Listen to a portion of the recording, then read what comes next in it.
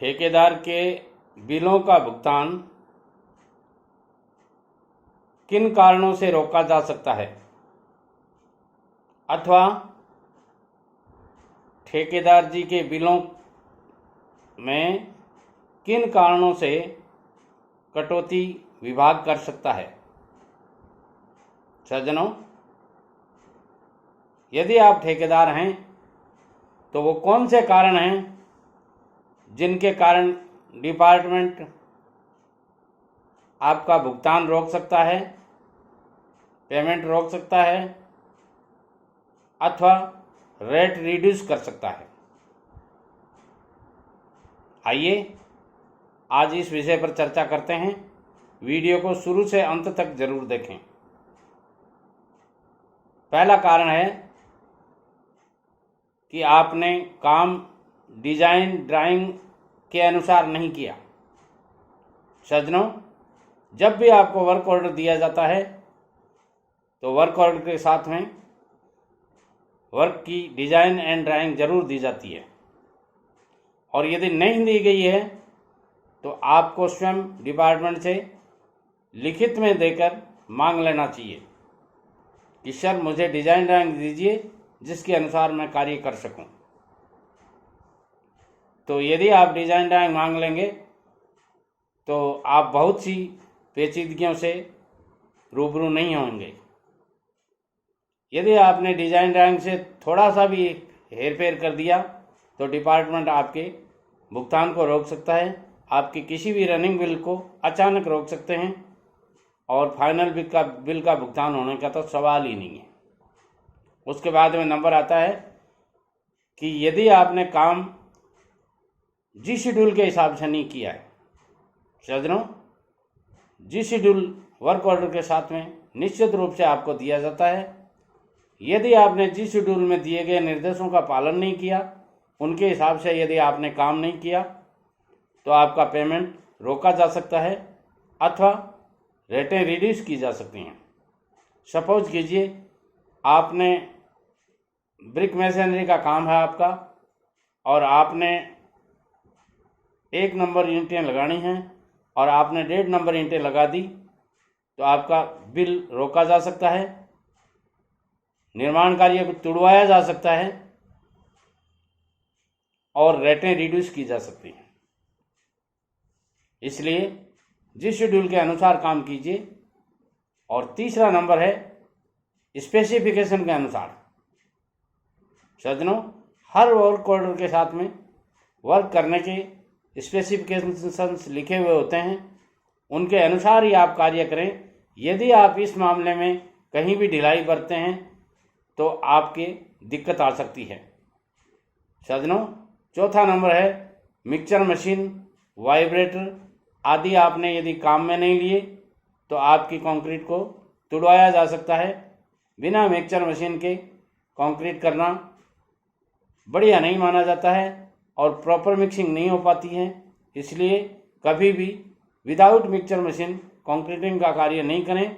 और वाइब्रेटर चाहे नीडल वाला हो चाहे प्लेट वाला हो, जैसे कार्य की आवश्यकता है वैसे ज़रूर यूज करें। यदि आपने यूज नहीं किया तो आपके निर्माण कार्य को तुड़वाया जा सकता है, दोबारा करवाया जा सकता है या रेटें रिड्यूस की जा सकती हैं। सज्जनों, इसके साथ में मटेरियल यदि आपका अंडर क्वालिटी है तो भी आपको नुकसान भुगतना पड़ सकता है। आपके पेमेंट रोके जा सकते हैं, रेटें रिड्यूस की जा सकती हैं। मटेरियल अंडर क्वालिटी का मतलब आप समझ गए होंगे। जैसे ब्रिक्स हैं, आपको 1 नंबर की लगानी है, आपको 1 नंबर ही लगानी चाहिए। आपने यदि 1.5 नंबर ब्रिक्स गलती से भी ले आए आप तो उसका खामियाजा आपको भुगतना पड़ेगा। सैंड है, ग्रीट है, सीमेंट है, वो प्रॉपर क्वालिटी की होनी चाहिए। सीमेंट है वो बड़े प्लांट्स की होनी चाहिए। स्टील है वो स्पेसिफाइड कंपनीज की होनी चाहिए। ऐसे नहीं किसी भी लोकल कंपनी के आप स्टील यूज करेंगे तो वो काम में नहीं ली जाएगी और आपका पेमेंट रोका जा सकता है। सज्जनों, लास्ट टिप है वो बहुत ही शानदार है, ध्यान से सुनिए। मैं भी इसका भुगतभोगी हुआ हूँ। वो मैं आपको बताना चाहता हूँ कि लेआउट आपने नियत जगह पर लिया है या नहीं। सज्जनों, होता क्या है कि जिस कंस्ट्रक्शन का, जिस निर्माण का आपको निर्माण कार्य करना है उसकी जगह डिपार्टमेंट पहले से निश्चित कर लेता है। डिजाइन ड्राइंग बनते ही पहले लेआउट देखा जाता है कि इस जगह को, इस निर्माण को कहाँ पे करवाया जाना है। उस जगह से आप थोड़ा सा भी इधर उधर कर देते हैं या आप प्रॉपर गांव चेंज कर देते हैं तो भी समस्याएं आ जाती हैं।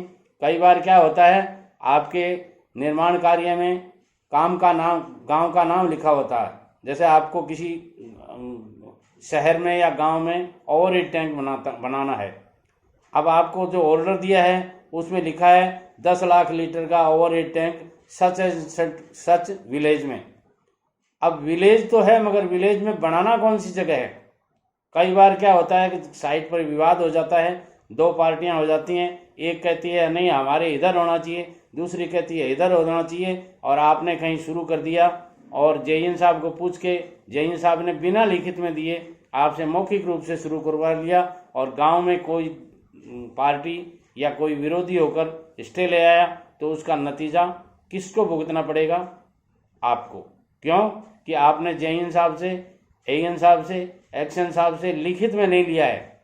नहीं तो आपको लिखवाना चाहिए कि सच एंड सच जगह पर, इस जगह का, उस जगह की लोकेशन का आप उसमें नाम दीजिए, दिलवाइए कि इस जगह पर आपको निर्माण कार्य का आज के दिन लेआउट दिया गया है। यदि आप ऐसा लिखा लेंगे और कहीं उसमें विवाद हो जाता है, स्टे आ जाता है, या किसी भी कारण से, डिपार्टमेंट के कारण से या गांव के कारण से किसी भी तरह से काम रुकता है या जगह चेंज होती है, तो आप उसके लिए लायबल नहीं होंगे, क्योंकि आपके पास लिखा हुआ पट्टा है कि इस जगह पे निर्माण करना है, आपने वहीं किया है। अब यदि जगह चेंज होती है तो आप उसमें कहीं हिस्सेदार नहीं होते।